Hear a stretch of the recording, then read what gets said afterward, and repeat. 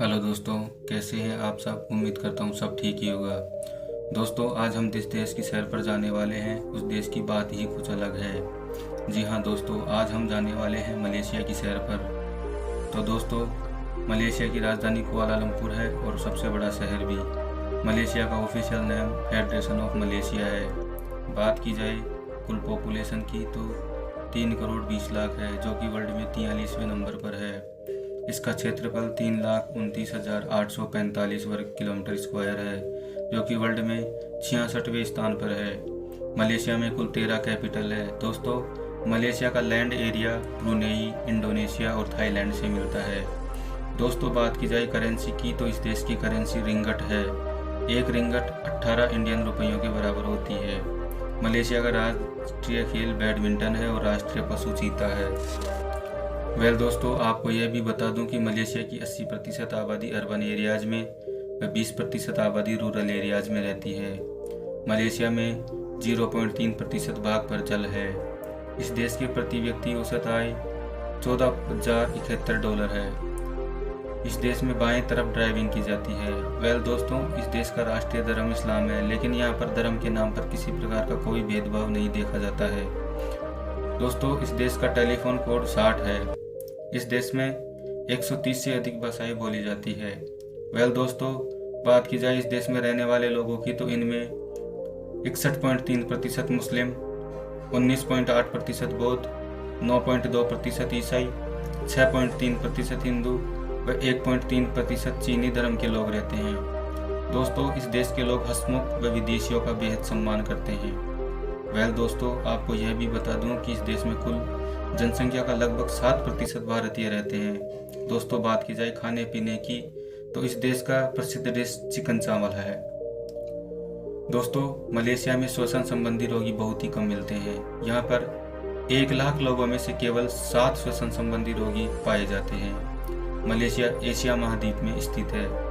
दोस्तों, आपको यह भी बता दूं कि दुनिया का सबसे बड़ा फूल रेफ्लेशिया भी इसी देश में सबाह नामक स्थान पर पाया जाता है। दोस्तों, बात की जाए हाईवेज की तो इस देश में 65,877 किलोमीटर हाईवेज है, जो धरती की परिधि से भी 40,000 किलोमीटर ज़्यादा है। दोस्तों, मलेशिया के सारोवाक क्षेत्र में एक बहुत ही महत्वपूर्ण पेड़ पाया जाता है, जिसमें HIV वायरस को ख़त्म करने वाले ऑक्सीडेंट पाए जाते हैं। दोस्तों, मलेशिया एक वर्ष में केवल 15 फिल्में ही बना पाता है।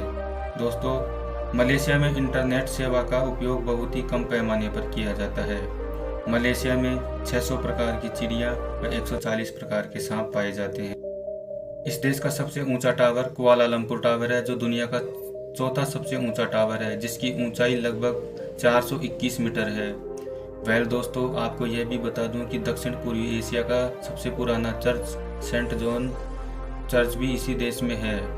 दोस्तों, बात की जाए सांपों की तो दुनिया का सबसे लंबा सांप किंग कोबरा सबसे पहले इसी देश में पकड़ा गया, जिसे बाद में लंदन ले जाया गया।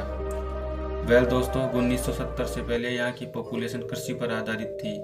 1980 के बाद में इस देश की इकोनॉमी में बहुत तेजी से बदलाव आया और मलेशिया की इकोनॉमी ने बहुत तेजी से ग्रो किया और आज यह देश दक्षिण पूर्व एशिया का सबसे बड़ा धनी देश है।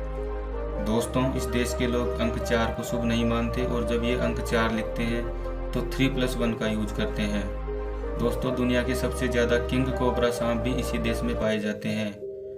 दोस्तों, आपको यह भी बता दूं कि टूरिज्म के लिहाज से यह देश 9वें स्थान पर है। मलेशिया में दुनिया के सबसे लंबे पेड़ पाए जाते हैं।